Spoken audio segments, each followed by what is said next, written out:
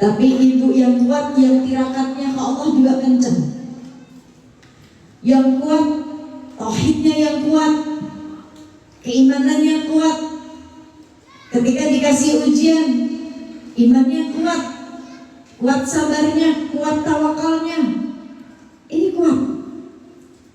Sebagai seorang istri kita juga sedang berjuang setiap hari menjaga kehormatan suami. Jangan membuat suami ini nanti mendapatkan julukan suami dayus, suami yang hilang rasa cemburu sama istrinya. Maka istri harus berjuang agar suami tidak dayus. Istri harus berjuang untuk tetap menjaga kehormatan marwah. Kan begitu. Seorang suami sedang berjuang mencari nafkah yang ditujukan semuanya untuk anak dan istrinya. Maka di antara kita semuanya sedang berjuang satu sama lain. Tapi perjuangan itu jikalau diridhoi sama Allah, ini perjuangan tidak sia-sia. Dan perjuangan ini membawa berkah. Semua sedang berjuang, bukan hanya di dunia, tapi untuk mencapai sebuah akhirat yang kita inginkan.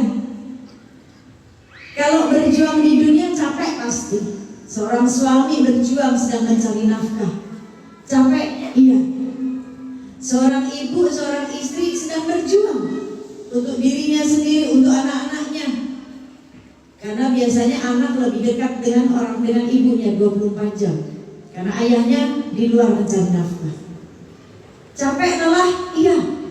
Anak-anak sedang berjuang menuntut ilmu, bekerja juga. Apa pekerjaan ini? Otaknya bekerja, berjuang, capek Umi nuntut ilmu, capek bikin, capek ngafalin. Iya, karena dunia memang tempat kita berlelah dengan segala perjuangannya. Tapi perjuangan itu gak akan sia-sia. Gak ada perjuangan yang sia-sia, gak ada. Ketika Allah ridho, perjuangan kita mendapatkan berkah, mendapatkan pahala. Seorang ibu berjuang, Allah berikan surga, al-jannatu tahta aqdamil ummahat. Maka ketika kita paham bahwa kita semuanya sedang menjadi seorang pemimpin, anak, memimpin dirinya, menjadi dirinya, dituntut nih diri sebagai seorang anak, memimpin dirinya, pimpin dengan baik. Seorang suami menjadi pemimpin untuk dirinya, untuk orang-orang yang dititipi amanah oleh Allah, untuk istrinya, untuk anaknya. Jadilah pemimpin yang baik. Istri jadi pemimpin, pimpin dirinya, pimpin anak-anaknya. Jadilah pemimpin yang baik. Kalau istri bukan memimpin suaminya, bukan ya. Sehebat apapun jabatan seorang istri di luar. Misal istri di luar jadi presiden, suaminya menteri, tetap tinggi istrinya. Tapi ketika pulang di rumah, jabatan itu nggak boleh dibawa ke rumah. Kembali kodratnya, suami yang tetap jadi pemimpinnya, istri jadi menterinya, kan gitu. Menteri keuangan, ya Bu ya. Yang mengatur keuangan suami, yang mengatur urusan rumah tangga. Bukan menjadi pemimpin rumah tangga, tapi menjadi menteri rumah tangganya. Pemimpinnya, presidennya tetap suami. Semua jadi pemimpin. Maka ketika kita semua sedang mengemban amanah dari Allah Subhanahu wa Ta'ala, jaga amanah ini, jaga amanah ini. Ketika satu rumah mempunyai satu visi dan misi yang sama, yang diperintahkan oleh Allah, ya ayyuhalladzina amanu qu anfusakum wa ahlikum nar. Hai orang-orang yang beriman, jagalah dirimu dan keluargamu dari siksa api neraka. Ketika seorang suami baca ayat ini, menerapkan dalam hidupnya, memahami Hai orang-orang yang beriman, hai suami beriman, jaga dirimu, diri saya sebagai seorang suami. Apa yang harus saya jaga? Tauhidnya kuatin dulu. Merasa diawasi terus sama Allah. Habli minallahnya baik. Merasa dititipi amanah. Dua wanita, satu istrinya, satu anak perempuannya, dan anak laki-lakinya. Suami bukan hanya mampu memberikan nafkah dunia, tapi mampu memberikan nafkah akhirat. Bukan hanya memberikan rumah di dunia, tapi juga memberikan rumah di surga. Suami memimpin istri dan anak-anaknya. Kalau suaminya takut sama Allah, punya rasa takut dengan Allah, merasa diawasi oleh Allah, maka si suami ini akan takut nih jikalau istrinya membangkang, jikalau anak-anaknya durhaka. Suami akan takut nih jika istrinya keluar tanpa menutup auratnya, jika anak perempuannya sudah akhir balik belum menutup auratnya. Ini suami punya rasa takut. Maka ketika faham, jaga dirimu dan keluargamu dari siksa api neraka, maka suami akan memimpin dengan baik, menjadi atap rumah yang baik. Walaupun atap itu senantiasa pasti bocor, gak mungkin kita punya genteng rumah suatu hari gak bocor, tuh gak mungkin. Pasti atapnya akan ada yang bocor, gentengnya akan ada yang jatuh satu atau bergeser satu, itu pasti, namanya bangunan. Tapi jangan sampai ambruk atapnya. Walaupun gentengnya hanya jatuh satu, bisa diperbaiki, bocor bisa ditambal, tapi jangan sampai ambruk. Seorang istri, seorang ibu, jadi pondasinya, jadi pondasi tiang-tiangnya. Kalau pondasinya nggak kuat, itu bangunan pun akan roboh. Maka istri dan ibu penguat untuk suami, penguat untuk anak-anaknya. Sama seorang istri tugasnya, seorang ibu tugasnya ketika membaca ayat ini, ku anfusakum, jaga dirimu, diri saya sebagai seorang istri, apa yang harus saya jaga? Kehormatan suaminya. Istri soleha gak gampang ikut-ikutan tren yang ada di sosial media. Ya Bu ya, istri soleha gak gampang ikut-ikutan tren yang ada di sosial media. Lagi trennya nih, awal apa tuh ya, sering banget tuh lewat di beranda sosial media kita Bu, yang kayak Putri Duyung, tahu nggak kalian tuh? Jadi kalau foto sebelumnya ya pakai baju kita, terus diganti, akhirnya fotonya berubah, pakaiannya kayak Putri Duyung begitu. Apa itu namanya tuh? Ada kan yang kayak gitu ya? Ada ya? Yang sisik-sisik begitu loh, apa namanya saya nggak tahu. Hah? Mermaid? Mau bilang mermaid aja susah amat Umi. Yang tahu biasanya gengsi Bu. Yang kita geng kolonial nggak tahu Bu. Ya. Foto sebelumnya pakai jilbab, bagus banget. Yang nggak pakai jilbab pun fotonya sebelumnya ketutup auratnya. Begitu ganti foto mermaid, udah kelihatan Bu area dadanya. Jangan ikut-ikutan ya Bu ya. Jangan. Kasihan suami. Kalau nanti suami dapat gelar dayus kan kasihan Bu. Yang hilang cemburu sama istri, istri mau ngapain udah bodo amat deh. Jangan Bu. Kan berumah tangga pengennya satu surga Bu. Ya Bu ya. Berumah tangga, punya anak, punya suami, suami punya istri, punya anak, semuanya pengen masuk surganya bareng-bareng. Gak cuma di dunia bareng-bareng. Walaupun di dunia nanti dipisah bisa kembali kepada Allah. Mau suami dulu, mau istri dulu, mau anak dulu, semua bakal kembali kepada Allah. Anak yang dalam kandungan baru kemarin, saya punya teman tuh, anaknya masih dalam kandungan 7 bulan, harus dikeluarkan, sudah meninggal. Jadi kembali kepada Allah, gak harus yang tua dulu, yang muda juga bisa kembali kepada Allah. Istilahnya kematian gak nunggu yang tua, yang muda mati, gak nunggu sakit dulu, yang sehat mati. Maka ketika di dunianya kita punya satu visi dan misi sama satu keluarga ini.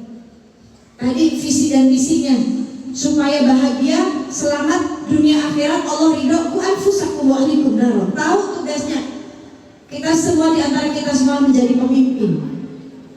Seorang istri ketika baca ayat ini, jaga dirimu. Oh, diri saya sebagai seorang istri, apa yang harus saya jaga? Kehormatan suaminya, cara bicara terhadap suaminya dijaga, auratnya dijaga ketika tidak bersama suaminya, marwah suaminya dijaga. Istri soleha jangan ikut-ikutan tren di luar, jangan. Gak akan dibilang kuno kok bu kita, enggak. Dunia perhiasan, sebaik-baik perhiasan dunia adalah wanita soleha.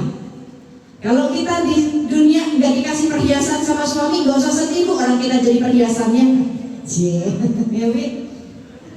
Di dunia nggak dikasih perhiasan sama suami, kan dunia adalah perhiasan.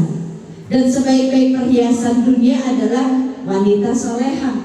Kalau ibu di dunia nggak punya perhiasan, yang bahasa sedih, oh ibu jadi perhiasannya, jadi wanita solehahnya, kan gitu. Wanita solehah gelar tertinggi bu, gelar tertinggi, ya, Masya Allah ini.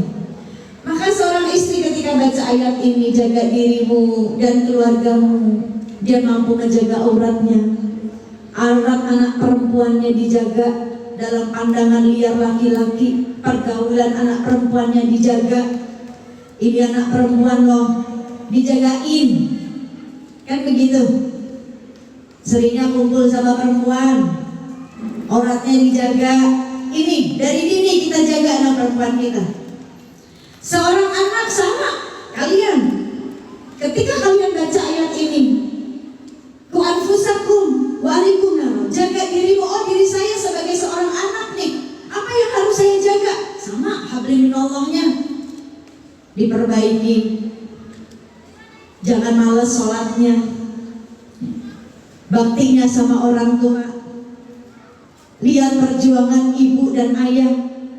Seorang ayahmu, kamu bisa menuntut ilmu karena beliau bekerja mencari nafkah. Kepala jadi kaki, kaki jadi kepala, semua difikirin. Kamu baru ada di rahim ibu kamu saja udah difikirin sama ayah kamu. Ibu kamu baru ngasih lihat sama ayah kamu, Pak, ngasih lihat tespeknya, saya telat, saya hamil, kita mau punya anak, udah langsung difikirin sama ayah kamu, masa depannya, semuanya.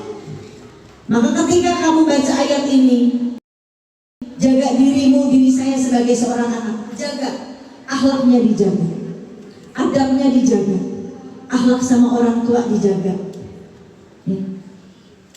Di luar ketika bergaul dijaga dari lawan jenis. Yang perempuan sering kumpulnya sama perempuan. Kenapa sekarang banyak pelecehan Pak? Di luar sana banyak anak perempuan dilecehkan. Ya karena satu, kita lupa ngingetin untuk anak kita yang sudah mengenal lawan jenis, pergaulannya, ya, ini dijaga. Nah, ini Umi mau cerita sedikit nih. Suatu hari nih diriwayatkan ada seorang ulama soleh bernama Syekh Abdul Aziz. Syekh Abdul Aziz ini ulama soleh ya. Tapi kenapa dia tercatat menjadi penghuni neraka? Namanya sudah tercatat di Lauhul Mahfuz bahwa dia menjadi penghuni neraka. Padahal soleh, ahli ibadah, ahli zikir. Suatu hari ketika syekh tersebut sedang sholat, malaikat ini mengatakan kepada beliau, ini dalam mimpinya nih, wahai syekh, untuk apa kau sholat? Karena namamu sudah tercatat menjadi penghuni neraka. Tetapi syekh tersebut mengatakan, aku sholat karena Allah. Mau aku dimasukkan ke neraka, di surga, itu haknya Allah. Tidak akan mengurangi ibadahku kepada Allah. Ketika syekh tersebut mengatakan seperti itu, malaikat menyampaikan kepada Allah dan namanya dirubah. Yang tadinya menjadi penghuni neraka diganti menjadi penghuni surga. Malaikat menyampaikan lagi, wahai syekh, namamu sudah berubah. Sudah bukan ahli neraka lagi, tapi namamu sudah berubah menjadi ahli surga. Lalu syekh tersebut menjawab, surga dan neraka haknya Allah. Terserah Allah untuk memasukkan aku kemana, tapi aku ibadah, sholatku karena Allah. Tidak mengurangi sedikit pun semangat ibadahku untuk Allah. Tapi syekh tersebut penasaran, apa yang menyebabkan Allah catat dia menjadi penghuni neraka? Namanya di Lauhul Mahfuz sudah tercatat menjadi penghuni neraka. Syekh tersebut penasaran hingga akhirnya bertanya kepada malaikat, aku ingin bertanya, apa yang menyebabkan aku ini menjadi penghuni neraka? Murka Allah kepadaku, apa yang pernah aku lakukan? Akhirnya diceritakan, apakah engkau ingat syekh ketika umurmu 15 tahun? Ini umurnya berapa nih? Kalian umurnya berapa semuanya? Ada yang 12, ada yang 14, ada yang 15, ya. Lalu malaikat menceritakan, ketika umurmu, engkau masih remaja, usiamu 14-15 tahun, engkau mendengar langkah kaki ibumu masuk ke dalam kamarmu untuk menyuruhmu, tapi engkau pura-pura tidur. Nah, nih siapa nih yang pernah begitu nih? Siapa yang pernah begitu nih? Engkau pura-pura tidak dengar. Siapa yang pernah begitu? Ada pernah begitu? Ada nggak? Jujur maju ke depan, mau dikasih hadiah parfum nih. Ayo, ada yang pernah begitu nggak? Kamu, yuk sini. Yang pernah begitu? Pernah ketika ibunya atau ayahnya nyuruh tapi pura-pura nggak dengar, pura-pura tidur? Coba jujur sini, maju ke depan. Yang berani, ayo sini, ya sini cepetan. Ayo gentle dong, udah ngangkat tangan kok. Ayo sini. Yang cewek mana? Ya sini boleh. Kayaknya tadi kamu yang angkat tangan deh. Itu yang pecinya ditaruh di sini. Cepetan maju. Ayo, yang kamu juga boleh. Saya ini ibunya, orang tuanya ada nggak nih? Ini anak-anaknya yang di sini orang tuanya ada nggak, Bu? Bu, ada orang tuanya nggak, Bu? Nah, kita tanya satu-satu ya. Ini ceweknya cuma ini doang nih. Kamu juga mau jujur? Ini jujur. Coba.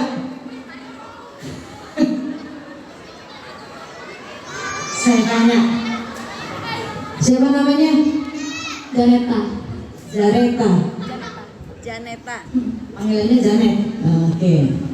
Oke, satu-satu dulu. Ini siapa namanya? Safa Aulia. Safa. Yang ini Saya. Hah? Cahaya. Oh, Cahaya. Masya Allah, namanya Cahaya. Selalu membawa cahaya. Semoga kamu bawa cahaya buat keluarga kamu ya, buat orang tua yang di rumah bawa cahaya. Tadi cerita Syekh tadi, ya, dengerin lagi ya, bahwa dia namanya tercatat di Lauhul Mahfuz menjadi ahli neraka. Padahal rajin sholat, soleh. Bentar, saya mau difoto dulu. Ente mah ganggu aja sih. Ya, Syekh tersebut ahli ibadah tapi namanya jadi penghuni neraka. Ketika akhirnya Syekh tersebut bertanya, apa yang menyebabkan Allah murka kepadaku? Perbuatan apa? Malaikat mengatakan, ketika engkau remaja, suara langkah ibumu masuk ke dalam kamarmu ingin menyuruhmu, tapi engkau pura-pura tidur, engkau pura-pura nggak mendengar. Hingga akhirnya ibumu merasa kecewa. Ya. Pernah begitu? Boleh diceritain? Lu kok nggak mau, orang kamu saya suruh maju ke sini buat jujur kok. Jadi ceritanya lagi apa waktu itu? Jangan malu tuh. Gak dapet parfum nih kalau malu nih. Dia ngelirik ibunya, ada gak ya? Ini saatnya kamu jujur. Kali aja ibu kamu gak ridho waktu itu. Jadi supaya ketika udah minta maaf hari ini jujur, ibu kamu ridho. Kan tujuan hidup cari ridho Allah. Ridhonya orang tua nih ada pada ridho Allah, ya. Ayo. Ayo coba satu-satu. Ya, kamu dulu. Ya. Ayo cepetan. Yuk, kenapa? Ya. Jadi pernah apa? Udah pernah di warung kan, terus aku tuh minta Kurang gini, kurang kenceng. pura-pura nggak dengerin. Oh, Jadi ibunya nyuruh ke warung, suruh beli sesuatu, kamu pura-pura nggak dengar. Bu, nih bu anaknya nih bu, minta maaf dulu sama ibunya. ayo. Ada mamahnya di situ. Bilang dulu minta maaf dulu jujur sama mama. Ayo, mama. Bu, maaf ya bu. Ya Allah bu, anak sekarang bu maaf ya bu. Dulu kayaknya kita langsung digaplok sama orang tua kita ya bu ya. Yang ini, waktu disuruh apa? Kan waktu itu ini disuruh bantuin masak, terus pura-pura nggak denger, terus akhirnya disuruh kakak. Terus kamu makan juga masakan ibu kamu? Atau diri? Ibunya ada di situ nggak? Ah, minta maaf dulu sama ibu. Maaf ya bu. Maaf ya bu. Satu lagi nih. Pas itu disuruh bantuin beres-beres, malah nunggu di belakang pintu. Disuruh bantu beres-beres, dia ngumpet di belakang pintu bu. Ada ibunya ada. Ah, minta maaf dulu sama ibu. Maaf ya ma. Maaf ya ma. Ini cowok-cowok tentara semua kayaknya bu. Oke, kita lihat yang cowok cogan nih, cowok ganteng. Ayo satu-satu, jujur. Iya dong cerita. Oh, jujur ceramah. Kalau saya dulu waktu masih di rumah, nah waktu itu lagi nyantai, itu ada orang tua nyuruh nyapu beres-beres, terus anak habis itu langsung cabut pergi, lari main. Langsung cabut pergi, disuruh beres-beres bu. Ada ibunya tuh. Ada, minta maaf dulu dong. Mak, maaf ya mak, lain kali rajin lagi. Ayo sebelahnya.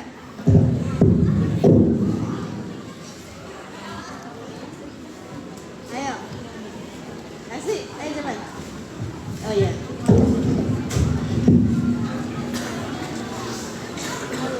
Yo, durasi nih durasi. Udah kamu duluan kan tadi kamu Ngangkatnya paling tinggi itu. Ayo cepetan. Jadi disuruh apa tuh? Disuruh apa? Pernah disuruh apa?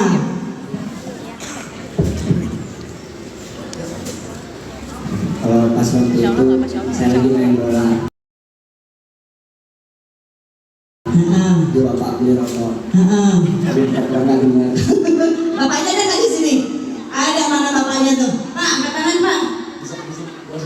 Mana bapaknya? Yang mana bapaknya? Kata anaknya pernah disuruh beli rokok. Dia nggak pura-pura nggak dengar. Nah, berarti minta maaf sama bapak tuh. Maaf ya pak, Maaf ya Pak. Anak sekarang mah gitu. Bukan, Bu, maafin ya Bu ya. Besok gak lagi deh Bu. Gitu sih. Maaf ya Pak. Maaf ya Ma. Coba kamu terakhir. Itu lagi main HP. Terus dipanggil ibu suruh pintar malah tidur. Lagi main HP, suruh ibu beli telur, malah tidur. Ya Allah, ibunya ada kan di situ? Gak tahu. Udah minta maaf aja nih. Maaf ya Bu. Maaf ya Bu, Bu dimaafin ya Bu anak-anaknya ya Bu ya. Ya udah balik deh, kembali ke asalnya. Mana? Tim, kasih parfumnya dong.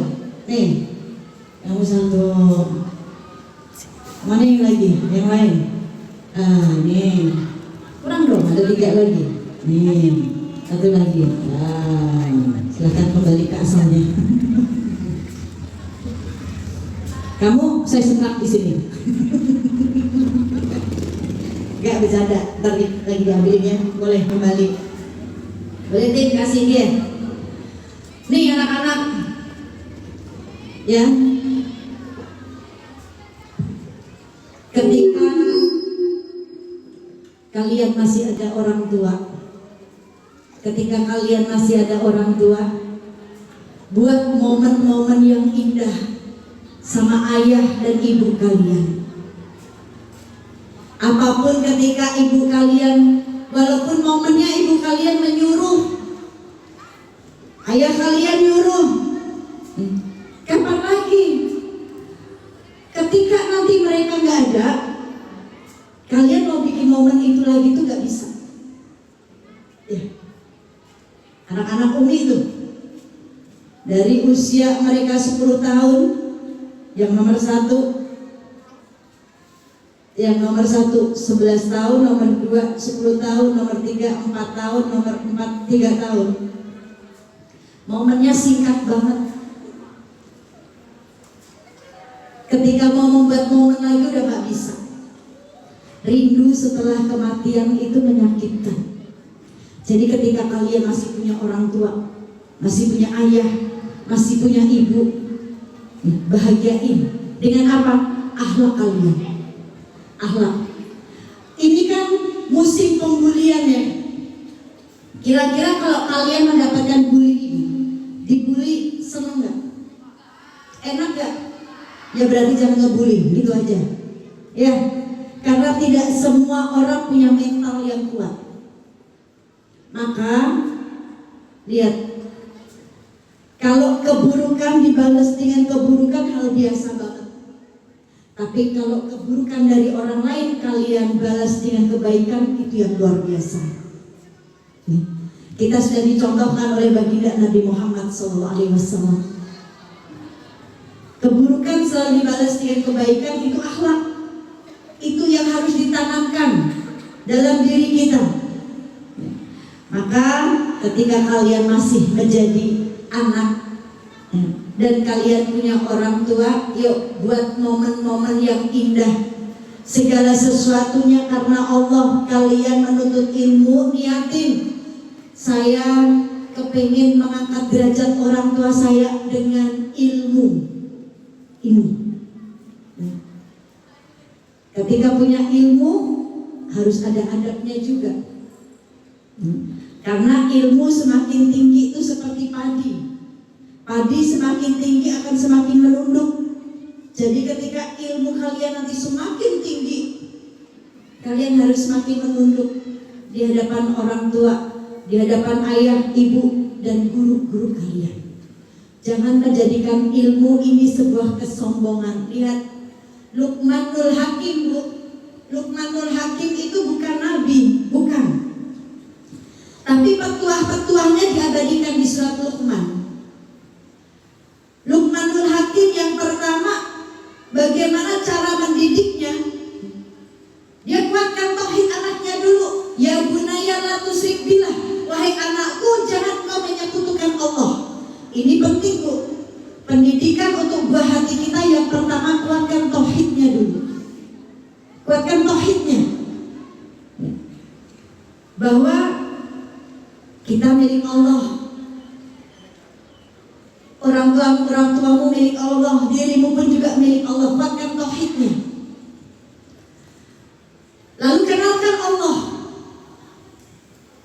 Kenalkan Allah sejak dini. Nah, sifatnya Allah ini maha pengasih, maha penyayang.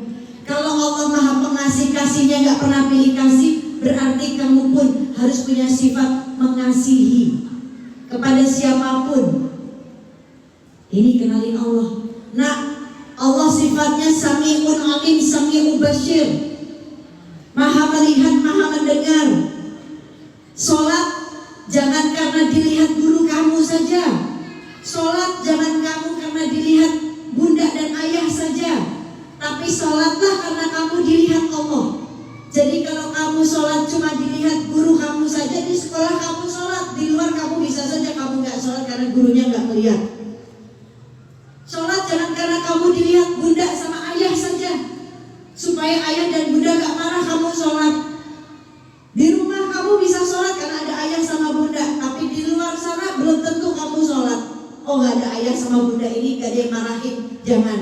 Tapi sholatlah karena Allah maha melihat kamu dimanapun, bukan karena sholatlah karena ayah dan bunda lihat kamu, guru kamu lihat kamu, enggak. Tapi sholatlah karena ayah dan bunda lihat kamu.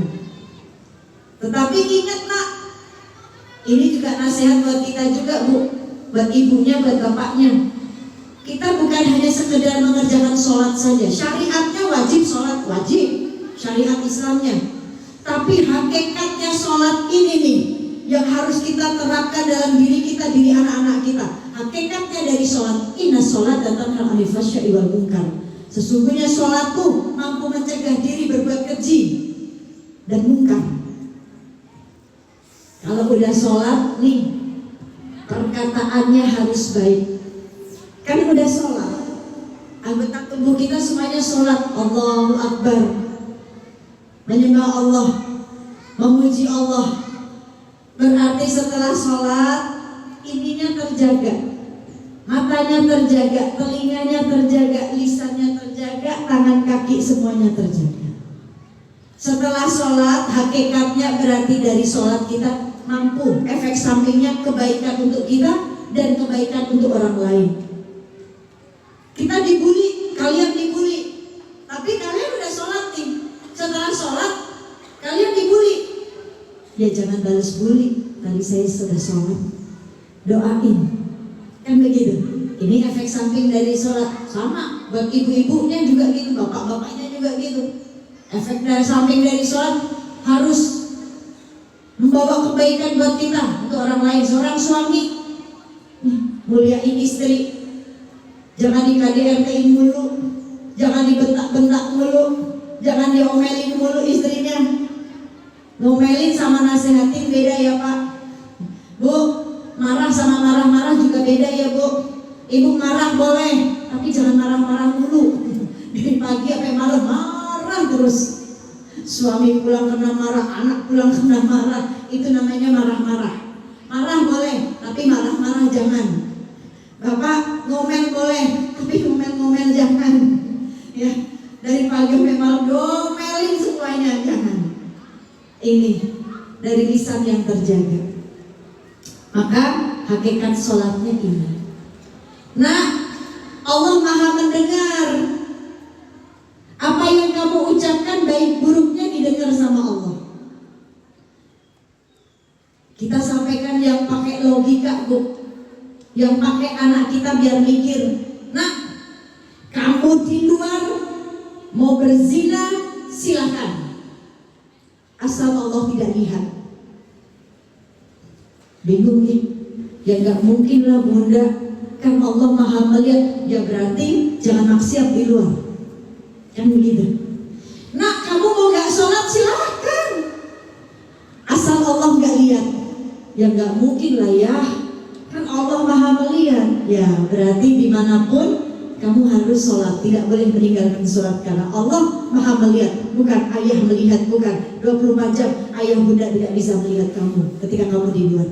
Nah, kamu mau bohong sama ayah, mau bohong sama bunda, mau bohong sama guru kamu, boleh, monggo, silakan, tafadol, asal Allah nggak dengar. Kira-kira bisa nggak? Allah Maha mendengar.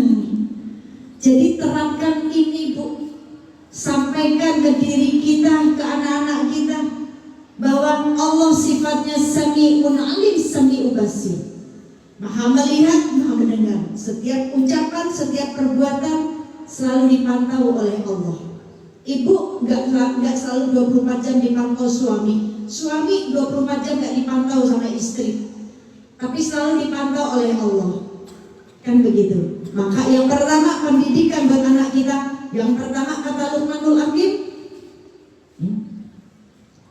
la tusyrik billah, jangan engkau menyekutukan Allah, jangan menduakan Allah. Yang kedua tadi, kenalkan tauhid ke anak-anak kita. Kenalin, kuatin, kencengin tauhidnya. Lalu yang ketiga apa? Tadi kenalkan sifat-sifatnya Allah. Allah Maha Pengasih, maka kamu harus berkasih sayang juga ke semua makhluk. Karena adab itu, ilmu yang kita cari harus menumbuhkan adab yang baik. Nah, adab yang baik, adab yang terbaik itu bukan hanya kepada manusia saja, tapi adab yang terbaik kepada Allah Subhanahu wa Ta'ala, adab yang terbaik kepada alam semesta. Bagaimana memperlakukan makhluk Allah yang lain, ya. Ada kucing, ada semut, ya Bu ya. Ini masalah sepele nih Bu, urusan semut aja Bu. Urusan semut di meja nggak boleh dikusuk-kusuk Bu, sampai dimatiin nggak boleh. Ya, orang-orang yang ahli ma'rifat, yang takut banget sama Allah, ada semut aja disingkirin Bu. Semut di wastafel, kalau mau buka wastafelnya, buka kerannya, semutnya disingkirin dulu. Tuh ulama yang ahli ma'rifat nih, disingkirin dulu semutnya. Bentar ya Mut, ditaruh di tembok. Karena kalau begitu dibuka kerannya, itu bagi semut udah kayak tsunami. Maka disingkirin. Ini mah kita kagak ya Bu ya. Ada semut di meja, langsung diusap-usap, dilap. Jangan, dikasih pancingan aja Bu, kasih gula atau makanan, nanti akan pergi sendiri, kan begitu. Ini adab terbaik, yaitu bagaimana adab kita bukan hanya kepada manusia, tapi kepada Allah Subhanahu wa Ta'ala dan makhluk Allah yang lainnya. Kenalkan Allah. Lalu bagaimana lagi mendidiknya? Kenalkan baginda Nabi Muhammad sallallahu alaihi wasallam. Bu, surat Al-Fatihah itu huruf pertamanya itu apa Bu? Hah? Alif. Kok alif? Surat Al-Fatihah, bukan Al-Fatihahnya. Mbak pinter. Karena pertama kali kita baca Al-Fatihah, kita baca dulu Bismillahirrahmanirrahim. Ba. Ba itu babu, pintu. Al-Fatihah itu pintu, pembuka. Kita di rumah punya pintu. Kalau kuncinya hilang, posisi rumahnya di pintunya dikunci, kita gak akan bisa masuk.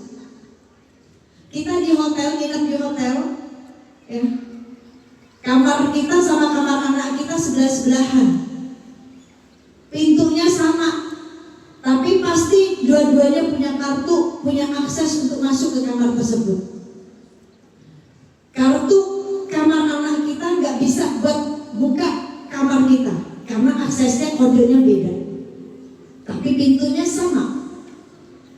Kalimat ayat Al-Fatihah ini huruf pertamanya ba, pintu, babu, pintu. Pembukanya apa? Setelah ba huruf apa? Bis, sin, ya kan? Sin. Sinnya siapa? Sinnya apa? Sinnya itu Salatullah salamullah ala toha rasulillah. Sinnya siapa? Semua. namanya Habibullah Toha Rasulullah, itu SIM-nya. Maka ketika pintu itu sudah mendapatkan akses, terbuka, kita bertemu dengan siapa yang mau kita jumpai. Maka supaya kita mendapatkan akses itu untuk mendapatkan cinta dari yang akan kita temui, cintanya Allah, aksesnya harus melalui jalannya baginda Nabi Muhammad sallallahu alaihi wasallam. Qul in kuntum tuhibbunallah fattabi'uni yuhibbukumullah wa yaghfir lakum dzunubakum. Katakan, jikalau jikalau kalian benar-benar mencintaiku, ikuti. Siapa yang harus diikuti? Baginda Nabi Muhammad SAW. Maka Allah akan mencintaimu, mengampuni dosamu. Tuh. Berarti pendidikan selanjutnya, kenalkan manusia yang mempunyai adab terbaik, manusia yang mempunyai akhlak sempurna, baginda Nabi Muhammad SAW. Barang siapa di dunianya dekat dengan Nabi, di akhirat akan ditolong oleh Nabi. Maka ajarin anak-anak kita untuk bisa dekat dengan Nabi, Bu. Bagaimana caranya dekat dengan Nabi? Apa-apa yang Nabi kerjakan di rumah kita. Itu cara bantu dakwahnya Nabi. Cara bantu dakwahnya Nabi seperti itu. Bukan seperti kayak Umi begini, harus datang ke suatu tempat ninggalin anak. Enggak. Tapi kita semuanya punya bisa membantu dakwahnya Nabi, bisa nyenengin hatinya Nabi. Gimana caranya? Apa yang Nabi kerjakan, kita kerjakan. Itu cara bantu dakwah Nabi, dan sebarkan. Kerjain di dalam rumah, khususnya dalam rumah kita dulu. Bagaimana caranya? Nih, para umahat, para ibu, para ayah, tanamkan. Nah, dimulai dari apa-apa yang ada di rumah. Sampai urusan kamar mandi saja, kamu harus bisa membawa Nabi. Kok kamar mandi bawa Nabi? Emang boleh, gimana caranya, Umi? Nah, Nabi masuk kamar mandi pakai kaki kiri. Kerjain. Contoh, ikutin. Oh, Nabi udah seneng. Dia umatku ngikutin apa yang aku kerjakan. Kita juga kayak gitu, Bu. Masuk jangan asal masuk aja. Pakai kaki kiri. Sebelum masuk kamar mandi baca doa. Ada yang hafal doanya? Ada yang hafal doanya? Saya kasih hadiah. Hah? Doa masuk kamar mandi. Allahumma barik lana fima rozaqana. Bukan. Kirain kamu mau masuk kamar mandi makan dulu. Ada yang hafal, ada yang berani maju sini, satu orang. Buruan.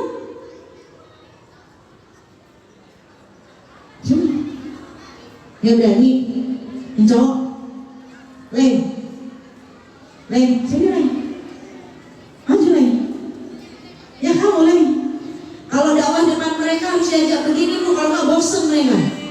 Ya, sini Leng. Cowok ganteng. Namanya siapa, Le? Aira Zaki. Aira. Airel. Oh, Airel. Aurel. Oh, Airel. Apa doanya, Le? Gak tahu. Wah, ini guru agamanya tinggi toh. Apa enggak? Allahumma inni a'udzubika. A'udzubika Mina. Ada guru agamanya nggak di sini nih? Oh, malu tuh guru agamanya. Padahal udah diajarin juga.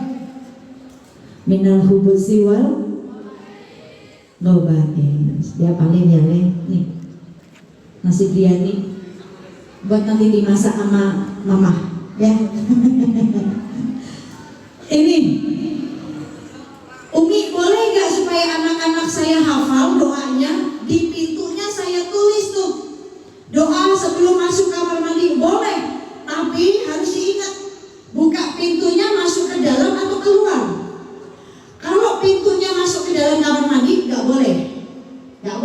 pasang doa masuk kamar mandi. Tapi kecuali ketika kamar mandinya kita buka, pintunya keluar nih.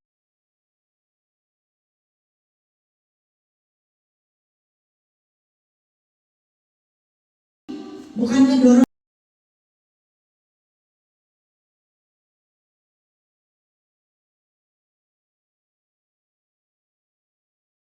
ke kamar mandi, tapi keluar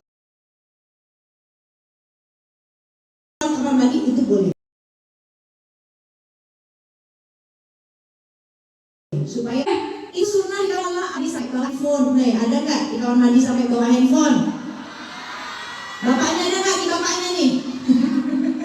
Bisa bapak-bapak nih. Kan saya sampai nonton bola, Umi. Boleh ya Pak ya, bukan ngapain. Nggak boleh. Itu sunnah, adab. Di kamar mandi nggak boleh lama-lama. Perempuan saja nih Bu, ketika kita mau buang air besar atau air kecil, ini nih rambut kita harus ditutup. Pakai ciput kek, pakai anduk kek, ini. Gak boleh dibuka semuanya baju kita. Karena apa? Di kamar mandi tempat kumpulnya setan. Ada makhluk yang bisa lihat. Maka harus dijaga juga aurat kita, kecuali mandi ya. Gitu. Nah, nanti keluar kamar mandi pakai kaki kanan. Sambil doa, apa doanya? Yang hafal. Ketika kita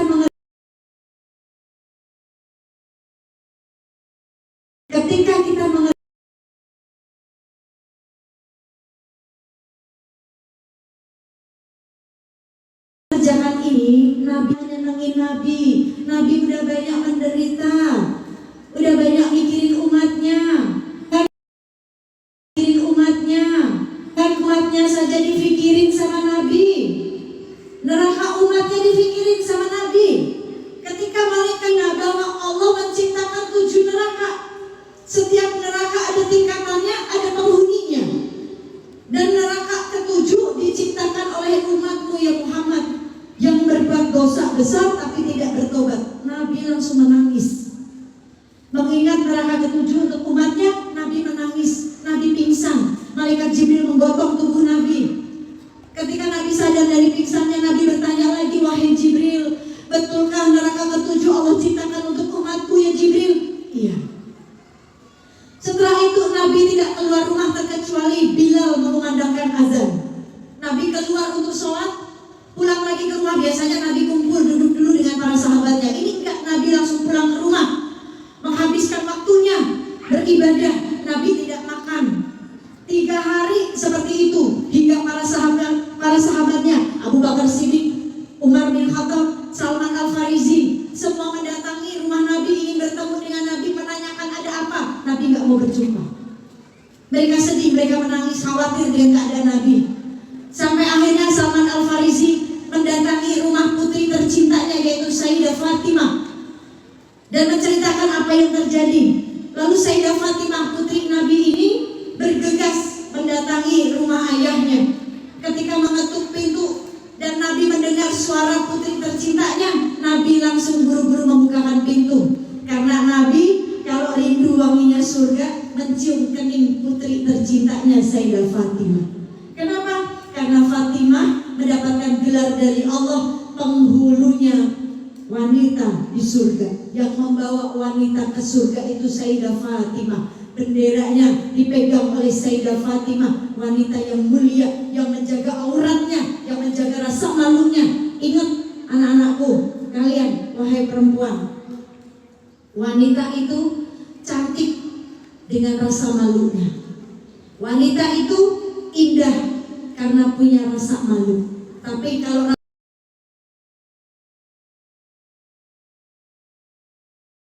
rasa malunya sudah hilang,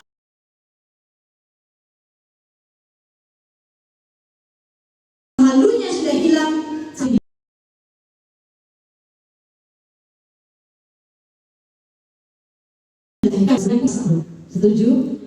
Setuju nggak? Wih, gila. Jaga rasa malu ya. Jangan suka ikut-ikutan tren, ya. Jangan. Jaga food fashion, jaga nih. Fashion yang sebaik-baik fashion yang menjaga aurat kita. Jangan ikut-ikutan kepengen punya fashion seperti ini, kayak artis-artis Korea misalnya, jangan. Tapi fashion terbaik yang mampu menutupi aurat kita, menjaga kemuliaan kita, menjaga kehormatan kita, itu fashion terbaik. Ya, food, jaga foodnya, makanannya, makanan terbaik yang halalan thayyiban. Jangan kau pengen lagi tren, pengen makanan Korea tapi nggak halal, jangan. Kan gitu. Tapi yang halalan thayyiban, dijaga itu semuanya. Supaya apa? Ibadah kita diterima oleh Allah Subhanahu wa taala. Lalu kembali lagi. Fatimah bertanya, "Ya Rasulullah, wahai ayahku, aku mendengar engkau 3 hari tidak keluar rumah. Kenapa? Engkau sangat pucat sekali, wahai ayahku. Apa yang terjadi? Apa tidak ada makanan? Kau tidak makan?" Maka Rasulullah mengatakan, "Putriku Fatimah, Jibril menceritakan kepadaku tentang keadaan neraka.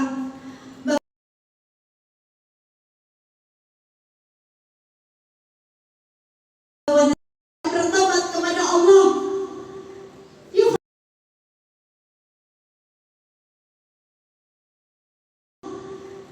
Fatimah,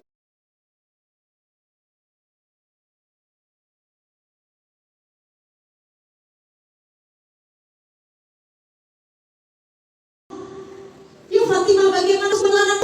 Sudah apa menerang Fatimah? Aku gak sanggup makan makanan Fatimah. Tuh. Hingga beliau gak makan. Malam harinya Siti Aisyah, Rasulullah belum tidur, tapi miskan banyak tobat kepada Allah 100 lebih kali tobat hingga kaki beliau bengkak. Disapa oleh istri beliau, "Wahai suamiku, ya Rasulullah, engkau belum istirahat sama sekali. Engkau belum tidur. Tidurlah ya Rasulullah. Apa yang sedang kau lakukan? Engkau bertobat kepada Allah hingga kakimu bengkak. Bukankah engkau manusia yang mulia, yang gak punya dosa kekasih Allah? Untuk apa kau lakukan ini?" "Ya Aisyah, jika aku tidur, bagaimana keadaan umatku? Siapa yang memikirkan mereka? Aku bertobat kepada Allah. Dengan 100 kali tobat, kakiku bengkak. Karena Jibril mengatakan kepadaku, Allah menciptakan neraka ke-7 untuk umatku yang berbuat dosa tapi tidak bertobat. Aku jadikan tobatku ini untuk menambah tobat umatku." Allahumma sholli ala Muhammad. Manusia mana Pak, Bu, yang punya cinta seperti ini? Pemimpin mana yang memikirkan umatnya dengan seperti ini? Kita yang bikin dosa, kita yang berbuat maksiat, tidak Nabi memikirkan dosa-dosa kita. Berbeda dengan kita, manusia sekarang lebih sibuk memikirkan dosa orang daripada sibuk mikirin dosanya sendiri. Ini yang sekarang terjadi. Orang sibuk dengan dosa orang lain, memandang orang sebelah mata, merasa paling benar, menilai orang, mengibadah orang, menilai orang, lupa diri Allah. Banyak yang jadi panitia surga, merasa paling benar amalannya, merasa paling benar sendiri kajiannya, merasa paling sunnah sendiri, yang lainnya salah semuanya. Padahal kita semuanya belum dijamin masuk surga dan sedang dinilai oleh Allah. Kita semuanya sedang berjuang satu sama lain, baik ulama, baik kita, semua sedang berjuang menyelamatkan dirinya dari siksa api neraka. Kalau baginda Nabi Muhammad saja memikirkan nerakanya kita, tapi zaman sekarang di akhir zaman, orang pengen viral, pengen dikenal sama Allah, pengen dikenal sama orang, pengen dilihat orang banyak, pengen di like, neraka dijadiin bercandaan. Hey guys, hari pertama di neraka nih guys. Udah pernah lihat belum videonya? Udah, jangan ikut-ikutan ya Bu, jangan ikut-ikutan ya Bu ya. Pak, jangan ikut-ikutan cuma pengen viral tapi gak takut masuk neraka. Kan itu bercanda, gak bisa, semuanya gak bisa dijadikan bercanda. Apalagi sesuatu yang disyariatkan, sesuatu yang di Quran disebutkan bagaimana keadaan neraka, dan Rasul saja sampai menangis ketika mengingat bahwa semua umatnya akan masuk ke dalam neraka yang berbuat dosa besar tidak bertobat kepada Allah. Maka orang yang beriman tidak gampang ikut-ikutan sesuatu yang tidak bermanfaat, yang tidak berfaedah, tidak. Orang yang beriman senantiasa menjaga, menguatkan imannya, bukan malah udah turun nanti turun lagi, tidak. tapi terus nantiasa dicas lagi imannya, dicas lagi imannya. Buat ngecas iman supaya iman kita semakin kuat, banyak-banyak baca Quran. Fahami, terjemahannya dicari tahu, terjemahannya dibaca. Kalau baca Quran, terjemahannya juga dibaca supaya kita tahu ada asbabun nuzulnya itu apa di situ, ceritanya apa di situ, supaya kita paham. Kita kenal Maryam, Siti Maryam, tapi gak tahu ceritanya di dalam Quran, baca. Kita pengen tahu bagaimana Luqmanul Hakim mendidik anaknya, pengen tahu, baca surat Luqman. Kan begitu. Seorang perempuan pengen tahu hak-haknya, baca surat An-Nisa, kan begitu. Baca terjemahannya, cari tahu. Itu baru. Ya. Maka yang terakhir ibu-ibu, tadi kenali Nabi. Ya. Bantu dakwahnya Nabi. Sampaikan kepada anak kita, nah, Nabi makan dan minum pakai tangan kanan. Ingat, Nabi makan minum pakai tangan kanan sambil duduk ya nak, itu Nabi. Nabi tidak pernah makan minum pakai tangan kiri, apalagi sambil berdiri. Sahabat ketika melihat ada orang minum pakai tangan kiri langsung ditumpahin, langsung disenggol sama sahabat supaya air itu tumpah, tidak masuk ke dalam mulut kita. Nih Bu, sekarang kadang kita di brainwash, dicuci otak kita nggak sadar. Kita makan di restoran, makan steak, tahu steak nggak? Tahu steak ya? Steak golf. Itu steak ya? Steak, daging, ya, itu makanan luar. Makanannya wong Londo, ya. Makanannya bule. Dulu emak kita, nenek kita belum kenal steak. Makanannya ubi, ya. Makanan steak itu datang dari luar, masuk, kita kenal, kita makan. Cara makannya steak kayak gimana Bu? Bu, udah pernah makan steak dong? Udah kan? Makan steaknya itu disediain apa Bu? Ini saya kasih tahu supaya nanti suatu saat Ibu makan steak, nggak salah nanti cara makan steaknya. Biasanya kalau kita makan steak, ya, disediain pisau sama garpu.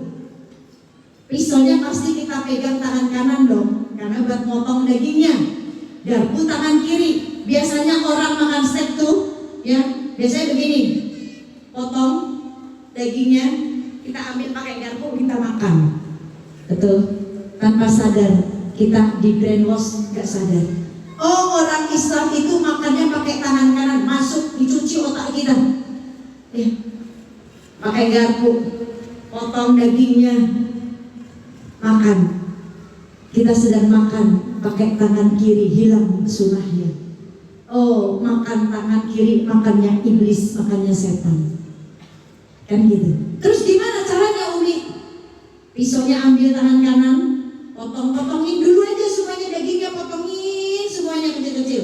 Sudah, taruh pisaunya, jangan diambil lagi, ambil garpunya pakai tangan kanan, makan deh.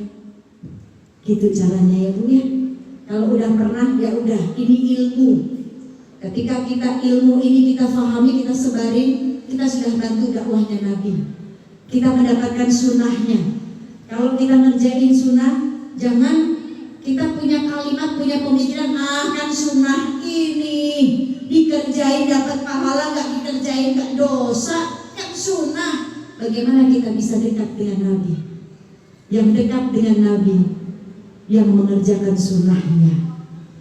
Kalau yang wajibnya nggak sempurna, sempurnain dengan sunnahnya Bu. Tambal dengan sunnah-sunnahnya. Mulai perbaiki, tambahin sholat qobliyah zuhurnya, ba'diyah zuhurnya, ba'diyah maghribnya, isaknya, qobliyah subuhnya, itu sunnah. Dan kerjain sunnah-sunnah Nabi yang lainnya di dalam rumah. Ketika kita mampu mengerjakan, ini cara kita menyenangkan hati Nabi dan cara kita supaya anak dan diri kita dekat dengan Nabi. Barang siapa yang di dunianya dekat dengan Nabi, di akhirat ditolong Nabi. Ketika sakaratul maut gak bisa ya, mengucapkan kalimat thayyibah, gak bisa mengucapkan kalimat la ilaha illallah, Nabi tolongin kita asbab karena kita dekat dengan Nabi. Kita mampu mengucapkan kalimat la ilaha illallah. Ketika malam pertama di alam kubur ditanya munkar dan nakir, kita nggak bisa Nabi datang nolongin kita karena kita di dunia dekat dengan Nabi, selalu mengerjakan sunnah-sunnah Nabi. Ketika di mizan, timbangan kita lebih banyak timbangan amal buruknya, Nabi datang dengan setetes sholawat kita bisa menolong timbangan kita. Itu karena kita dekat dengan Nabi, dengan sholawat kita, dengan sunnahnya kita. Ketika di Siratal Mustaqim, kita nggak mampu melewati jembatan Siratal Mustaqim yang di bawahnya api yang menyala-nyala, Nabi tolongin kita, Nabi genggam tangan kita, Nabi selamatin kita. Asbab sholawat dan sunnah yang kita kerjakan. Maka yuk ajarin anak-anak kita Bu, dekat dengan Nabi, dengan sunnahnya. Yang terakhir, kalau ibu dan bapak punya anak yang masih usia 4 tahun, 5 tahun, belum punya kewajiban sholat, tetap waktu subuh bangunkan mereka, ajak mereka untuk sholat. Seorang ayah punya anak usia 5 tahun, anak laki-laki, ayahnya mau ke masjid, bangunkan anaknya, nak ayo ikut ayah ke masjid, sholat subuh sama ayah. Penteng, digenggam tangannya, diajarin. Ayahnya mau masuk di kotak amal sedekah subuh, suruh anak laki-lakinya, nak ayo nak masukin, ini sedekah subuh namanya, malaikat lihat, ayo sedekah subuh nak. Kenapa? Karena anak segitu Bu, nih otaknya nih lagi gampang untuk merekam semua apa yang dia lihat. Orang tua kan harus jadi guru juga. Guru jadi orang tua muridnya. Orang tua jadi guru untuk muridnya di rumah. Tapi di sekolah, anak-anak kita punya orang tua, yaitu guru-guru mereka. Maka para guru harus mampu menjadi orang tua buat mereka. Anggap itu anak kamu sendiri. Dan kita orang tua di rumah bukan hanya sebatas melepaskan anak-anak kita, mondokin anak-anak kita saja. Di sekolah diajarin adab, tapi ketika pulang ke rumah, orang tuanya, bapak ibunya harus jadi guru buat mereka.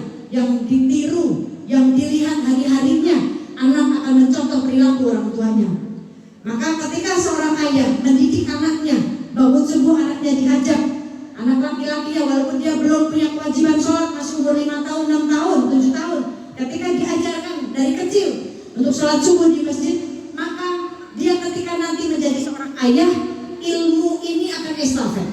Ketika dia jadi seorang ayah, dia akan didik anak laki-lakinya seperti ketika dia dididik oleh ayahnya.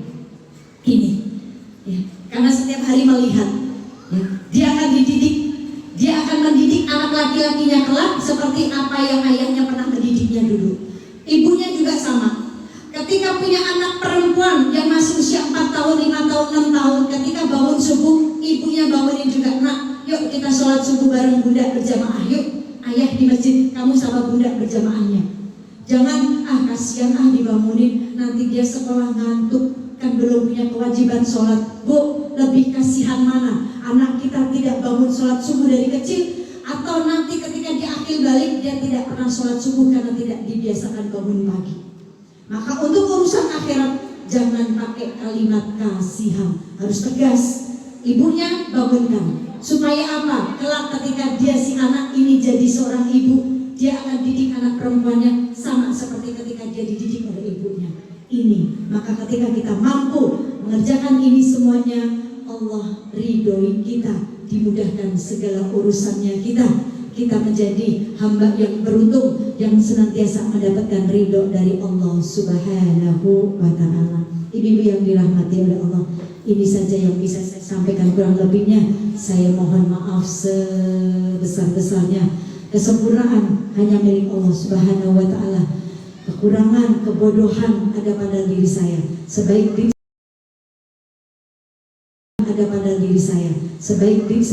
diri saya masih jauh lebih baik kalian semuanya. Allah bihamdika asyhadu an la ilaha illa anta astaghfiruka wa atubu ilaik. Wassalamualaikum warahmatullahi wabarakatuh. Waalaikumsalam warahmatullahi wabarakatuh. Ada yang bisa bawakan untuk doa? Mungkin ada Pak Ustadz atau Ustazahnya? Enggak, silakan. Boleh, silakan.